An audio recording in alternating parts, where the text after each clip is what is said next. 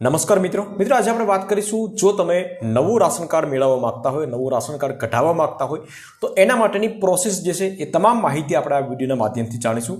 સૌપ્રથમ તો આપણે એ જાણીશું કે ભાઈ નવું રાશન કાર્ડ કઢાવવા માટેના ક્રાઇટેરિયા શું છે, એના માટેના ડોક્યુમેન્ટ શું શું જોશે, એના માટેનું ફોર્મ તમારે ક્યાંથી મેળવવાનું છે અને તમારે ક્યાં જમા કરાવવાનું છે, તમામ માહિતી આ વિડીયોના માધ્યમથી આપણે જાણીશું કે ભાઈ રાશન કાર્ડ નવું કેવી રીતે મેળવવું। તો વિડીયોને લાસ્ટ સુધી જોતા રહેજો। તો ચાલો શરૂ કરીએ। તો સૌપ્રથમ તો આપણે એ જાણીશું મિત્રો કે નવું રાશન કાર્ડ કોણ મેળવી શકે છે। તો એક તો અત્યારે નવા નિયમ પ્રમાણે એક તો એની ઉંમર જે છે 18 વર્ષથી ઉપરની હોવી જોઈએ અને રાજ્યની અંદર વસવાટ કરતા દરેક કુટુંબોને રેશન કાર્ડ મેળવવાનો અધિકાર છે। આ માટે રાજ્ય સરકારે નક્કી કરેલા નિયમ નમૂના મુજબના ફોર્મમાં કુટુંબના વડાએ સંપૂર્ણ વિગત આપી તેમના વિસ્તારમાં मतलब કે ગ્રામ્ય વિસ્તારમાં રહેતા હોય તો તાલુકા મામલતદાર કચેરીમાં તમારે આપવાનું રહેશે, સિટીમાં રહેતા હોય તો ઝોનલ અધિકારી અને કચેરીમાં આપવાનું રહેશે, मतलब કે નગરપાલિકા મહાનગરપાલિકા વગેરે।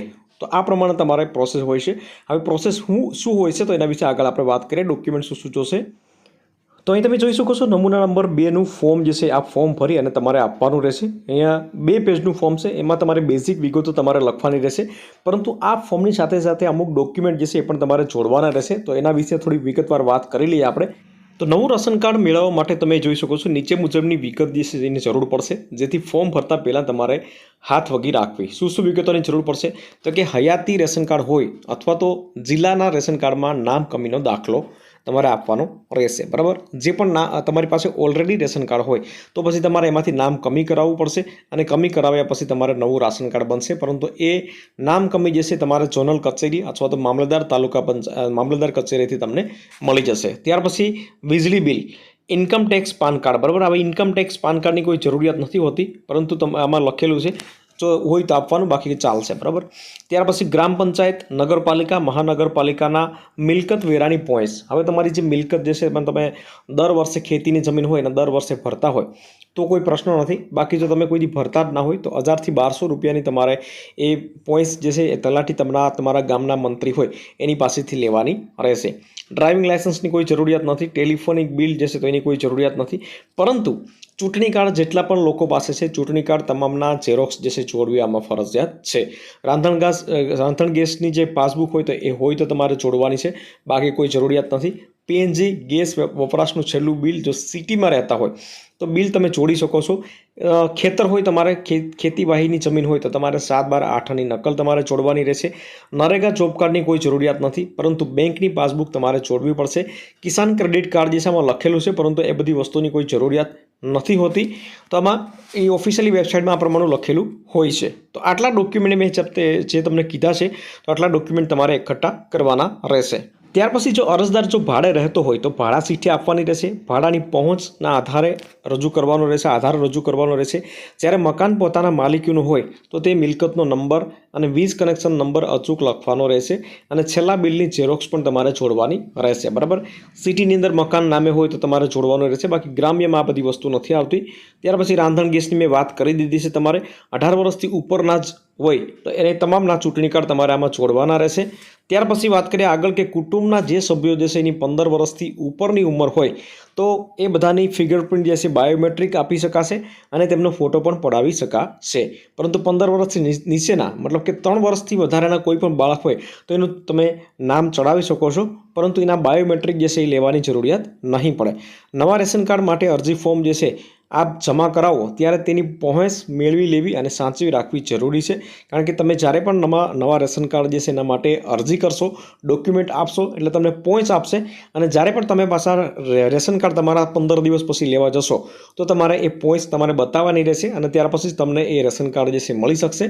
ત્યાર પછી આમાં વિશેષ જે છે કે ભાઈ તમને કોઈ પ્રોબ્લેમ પડે ફોર્મ ભરવામાં તો આ નંબર ઉપર તમે કોલ કરી શકો છો, પરંતુ કોઈ પ્રોબ્લેમ નથી પડતો, સિમ્પલ રીતે તમારે ફોર્મ ભરવાનું હોય છે। તમે જોઈ શકો છો નમૂના નંબર 2નું ફોર્મ ભરવાનું હોય છે। આમાં તમારી સૌપ્રથમ જે છે બેઝિક માહિતી તમારે લખવાની હોય છે કે તમારું નામ, તાલુકો, જિલ્લો અને તમારી રાષ્ટ્રીયતા શું છે એ બધી વસ્તુઓ લખવાની હોય છે। કુટુંબના સભ્યોની વિગત તમારે દર્શાવવાની હોય છે, કઈ કેટેગરીમાં SC ST OBC જનરલ જે કેટેગરીમાં આવતા હોય। ત્યાર પછી રાંધણ ગેસ જે છે એની વિગત તમારી પાસે હોય તો લખી શકો છો, બાકી કોઈ જરૂરિયાત નથી। કુટુંબના મુખ્ય વ્યક્તિ એટલે કે જે મોટો વ્યક્તિ હોય તો એની વિગત તમારે અહીંયા લખવાની રહેશે। ત્યાર પછી મુખ્ય વ્યક્તિ ખેડૂત ખાતેદાર હોય તો અહીંયા ખેડૂતનો ખાતેદાર નંબર, ગામ, તાલુકો અને જિલ્લો, કિસાન ક્રેડિટ કાર્ડ ધરાવતા હોય તો હા કરવાનું, બાકી ના કરી દેવાનું છે. ત્યાર પછી અહીંયા નીચે જે છે તમારી જમીનની વિગત તમારે લખવાની છે. તો આ બધી વસ્તુ તમારે લખાઈ ગયા પછી પશુધન ધરાવતા હોય તો એની વિગત લખવાની છે. અરજદારની સહી અને અંગૂઠાનું નિશાન એ વસ્તુ લખવાની છે. અને નવા રેશન કાર્ડ માટે અરજદાર અરજીમાં ઓળખાણ આપનાર વ્યક્તિની વિગતો આપવી ફરજિયાત છે. મતલબ કે તમારી જે પણ વ્યક્તિ હોય એની વિગત તમારે આપવાની છે. હવે આમાં મિત્રો નવા રેશન કાર્ડ માટે અરજીમાં ઓળખાણ આપનાર વ્યક્તિની વિગતો આપવી ફરજિયાત છે, બરાબર. તો આમાં કોની વિગત આપવાની છે? હવે તમારી પાસે જો રેશન કાર્ડ ના હોય તો પછી રેશન કાર્ડ ન હોય તો તમારે કોઈ પણ જાણીતા હોય એની પાસેથી એક રેશન કાર્ડની ઝેરોક્સ લેવાની, એની પોતાનું આધાર કાર્ડ લેવાનું અને ત્યાર પછી એની સહી લેવાની રહેશે, બરાબર. તો આ બધી વસ્તુ એની પાસેથી લેવાની રહેશે તો જ તમને રેશન કાર્ડ મળી શકશે. બાકી જો કોઈ પણ આધાર કાર્ડ તમારી પાસે હોય તો કોઈ પ્રોબ્લેમ નથી, પરંતુ નહીં હોય તો પછી આ પ્રમાણેની પ્રોસેસ કરવાની રહેશે. અને એની જે ડોક્યુમેન્ટ જે છે એની ઓળખાણ જે છે, એનું નામ, પૂરું સરનામું, રેશન કાર્ડ નંબર એનો અને ઓળખાણ આપનારની સહી, આ બધી વસ્તુ, ચૂંટણી કાર્ડ, આ બધી વસ્તુ તમારે એની મેન્શન કરવાની રહેશે, બરાબર. જે નવો વ્યક્તિ આપનારો હોય તમારે ઓળખાણ તરીકે તો એની વસ્તુમાં વિગત ભરવાની રહેશે. તો આ પ્રમાણે તમારા ડોક્યુમેન્ટ સાથે તમારે આ બધી વિગત તમારે ભરવાની છે મિત્રો. અને ત્યાર પછી જે પણ તમારે કચેરી લાગુ પડતી હોય, તાલુકા પંચાયત લાગુ પડતી હોય અથવા તો નગરપાલિકા, મહાનગરપાલિકા, ઝોનલ કચેરી જે લાગુ પડતી હોય એ તમારે ત્યાં દેવાનો રહેશે. અને 20 રૂપિયા ફોર્મની ફી હશે તો એ તમારે દેવાની રહેશે. અને ત્યાર પછી જે પહોંચ આપે એ તમારે લઈ લેવાની છે. પહોંચ આપશો, આ પહોંચ આપે ને પછી 15 દિવસ પછી તમને આ નવું રેશન કાર્ડ જે છે મળી જશે. પરંતુ તમે પૂછતા છો ભાઈ કે આ ફોર્મ જે છે ક્યાંથી મેળવવું? તો ફોર્મ જે છે જે તે કચેરી હોય એની આજુબાજુમાં દુકાન હોય તો ત્યાં તમને મળી જશે, અથવા તો આ વિડીયોના ડિસ્ક્રિપ્શન બોક્સમાં ઓનલાઈનની લિંક રાખી દઈશ તો ત્યાંથી તમે ડાયરેક્ટ PDF ડાઉનલોડ કરી અને ફોર્મ ફિલઅપ કરી શકશો. તો વિડીયો ગમ્યો હોય તો વિડીયોને એક લાઇક જરૂરથી કરી લેજો, શેર કરજો અને ચેનલ ઉપર નવા આવ્યા હોય તો ચેનલને સબસ્ક્રાઈબ જરૂરથી કરી લેજો.